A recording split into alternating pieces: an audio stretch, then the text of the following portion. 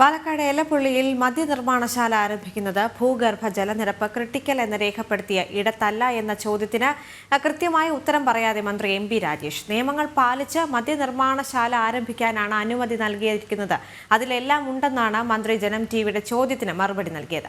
അതേസമയം എലപ്പുള്ളിയിലെ പദ്ധതി പ്രദേശത്ത് ബിജെപിയും കോൺഗ്രസും കൊടിനാട്ടി. കോൺഗ്രസ് നേതാവാണ് കമ്പനിക്ക് ഭൂമി ഏറ്റെടുത്ത് നൽകിയതെന്നും കോൺഗ്രസിനും സിപിഎമ്മിനും ഒരുപോലെ പങ്കുണ്ടെന്നും ബിജെപി ആരോപിച്ചു. പാലക്കാട് മദ്യനിർമ്മാണശാലയ്ക്ക് സർക്കാർ അനുമതി നൽകിയ എലപ്പുള്ളി പ്രദേശം സെൻട്രൽ ഗ്രൗണ്ട് വാട്ടർ ബോർഡ് ഭൂഗർഭ ജലനിരപ്പ് അതീവ ഗുരുതരമെന്ന് രേഖപ്പെടുത്തിയതിന്റെ തെളിവുകൾ പുറത്തുവിട്ടതിന് പിന്നാലെയാണ് വകുപ്പ് മന്ത്രി എം.പി. രാജേഷിനോട് ഇത്തരമൊരു സ്ഥലത്ത് പദ്ധതിക്ക് എങ്ങനെ അനുമതി നൽകിയെന്ന ചോദ്യം ജനം ടിവി ചോദിച്ചത്. എന്നാൽ വിഷയത്തിൽ കൃത്യമായ ഉത്തരം പറയാതിരുന്ന മന്ത്രി നിയമങ്ങൾ പാലിച്ച് മദ്യനിർമ്മാണശാല ആരംഭിക്കാനാണ് അനുമതി നൽകിയിരിക്കുന്നത് എന്ന് പറഞ്ഞു. ബാക്കി കാര്യം നിയമസഭയിൽ ഞാൻ പറഞ്ഞോളാം.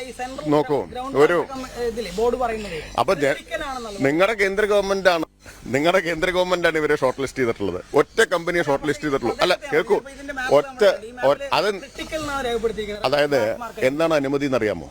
വായിച്ചിരുന്നോ? ഉത്തരവ് വായിച്ചോ? മദ്യത്തിന്റെ കാര്യം മാത്രമേ ശ്രദ്ധിച്ചുള്ളൂ.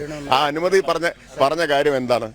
നിലവിലുള്ള എല്ലാ നിയമങ്ങളും ചട്ടങ്ങളും പാലിച്ചുകൊണ്ട് പ്രവർത്തനത്തിന് പ്രാരംഭാനുമതി എന്നാണ്. അതിലെല്ലാം ഉണ്ട്.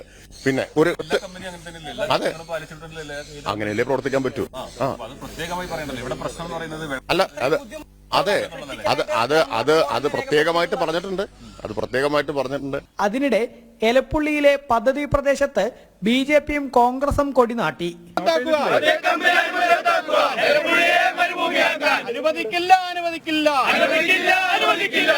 സൂചന മാത്രം. സൂചന കണ്ടു പഠിച്ചില്ലെങ്കിൽ സമരത്തിന്റെ രൂപം മാറും. ബിജെപിയുടെ പ്രതിഷേധം. കോൺഗ്രസ് നേതാവാണ് പദ്ധതിക്കായി ഭൂമി ഏറ്റെടുത്ത് നൽകിയിരിക്കുന്നത് എന്നും കോൺഗ്രസും സിപിഎമ്മിനും ഒരുപോലെ പങ്കുണ്ടെന്നും ബിജെപി ആരോപിച്ചു.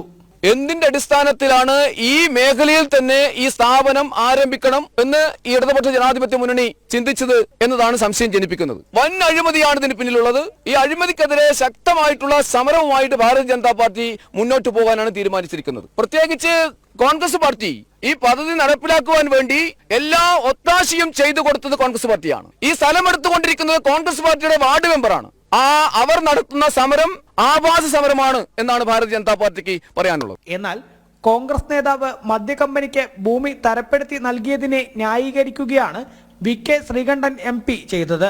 വർഷങ്ങൾക്ക് മുമ്പ് ഇതേ പ്രശ്നം ഇവിടെ ഉന്നയിച്ച് മന്ത്രിസഭയ്ക്ക് ബോധ്യപ്പെട്ടതാണ്, മുഖ്യമന്ത്രിക്ക് ബോധ്യപ്പെട്ടതാണ്. അപ്പൊ അതൊന്നുമല്ല, ഞങ്ങൾ ഇതൊക്കെ നടത്തും. അവസാനത്തെ ഒരു വർഷമാണ്.